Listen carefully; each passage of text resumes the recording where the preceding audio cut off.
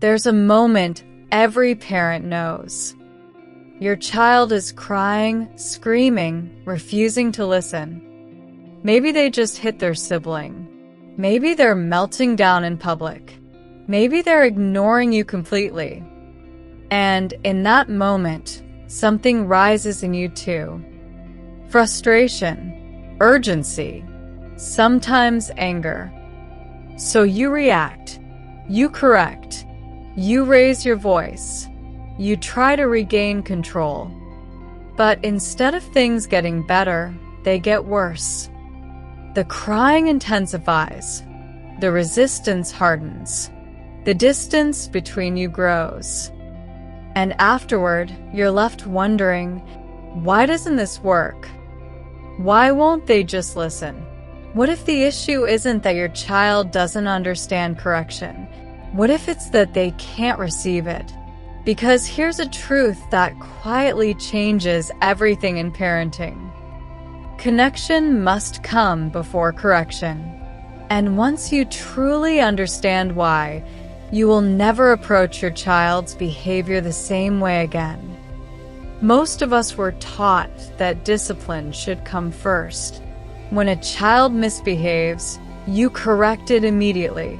You stop the behavior. You teach the lesson. It sounds logical. But what if that approach is actually the reason so many parenting moments turn into power struggles? What if the timing is wrong? Because here's something most parents were never told. Children cannot learn when they feel disconnected.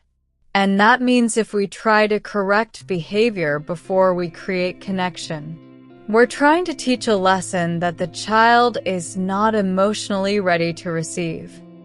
This is why the same behaviors keep repeating. This is why discipline often turns into conflict instead of growth. And this is why one simple shift can change everything. Connection must come before correction. In this video, we're going to break down exactly why this works, what's happening inside your child's brain in those difficult moments, and how you can apply this in real life without becoming permissive or losing authority. Because this isn't about letting behavior slide. It's about making sure your guidance actually lands. So, let's start with the moment where most parenting struggles begin.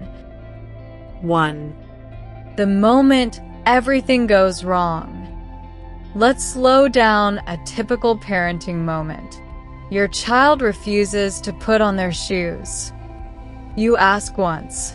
No response. You ask again, louder this time. Still nothing. Now frustration builds. You feel disrespected, ignored. So you escalate. Put your shoes on right now. Your child reacts. Maybe they cry. Maybe they shut down completely. At this point, it feels like defiance.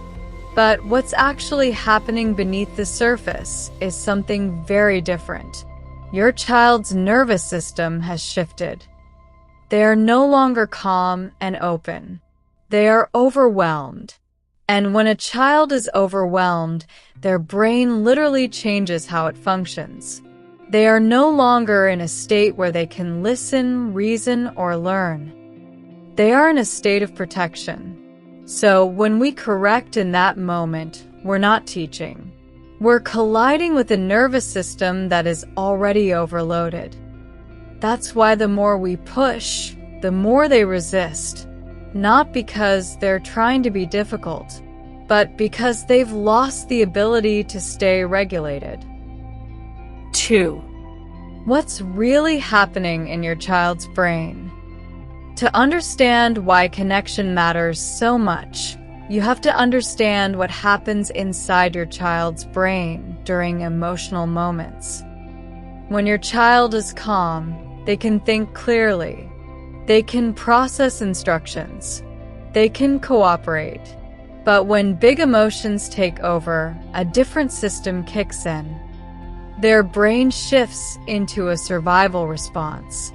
This is the same system that humans use when they feel threatened. And to a child, things like frustration, disappointment, or feeling misunderstood can feel just as intense as danger. In that state, their body is flooded with stress signals. Their heart rate increases. Their breathing changes. Their thinking brain goes offline. And this is the crucial part. When the thinking brain is offline, correction does not register as guidance. It registers as pressure, or even rejection. So when a parent says, "Stop that right now," the child doesn't hear a lesson. They feel alone in their distress. This is why correction without connection often leads to escalation. Because instead of calming the child, it adds another layer of stress. 3. Why connection changes everything. Connection works because it does something correction cannot. It regulates the nervous system. When you slow down, soften your voice, and acknowledge your child's feelings, you send a powerful signal. You are safe. You are not alone. I am with you.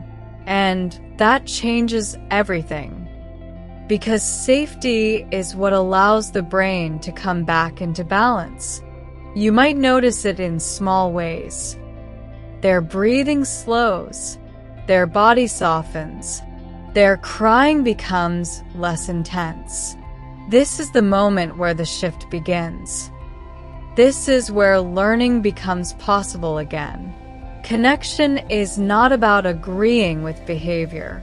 It's about stabilizing the emotional state underneath the behavior.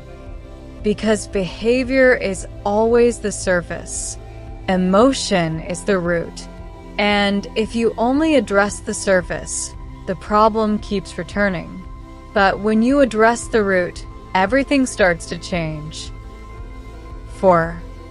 The damage of skipping connection. When connection is skipped consistently, something deeper begins to form in the child. They start to associate their emotions with disconnection. They learn that when they are at their worst, they are met with distance, frustration, or control. Over time, this creates patterns. Some children push back harder. They become more defiant, more reactive, more resistant. Others go in the opposite direction. They become quiet, compliant. They stop expressing their feelings altogether. But inside, those emotions don't disappear. They just go underground. And what both of these patterns have in common is disconnection. The child is no longer bringing their full emotional world to the parent. And that's where long-term challenges begin. Because the goal of parenting isn't just behavior control. It's emotional development. It's teaching a child how to understand, express, and regulate what they feel. And that can only happen in the presence of connection. 5. What connecting actually looks like. Connection doesn't require long speeches or perfect words. In fact, it's often very simple. It starts with presence. Instead of correcting from across the room, you move closer. Instead of speaking quickly, you slow down. Instead of leading with instruction, you lead with understanding.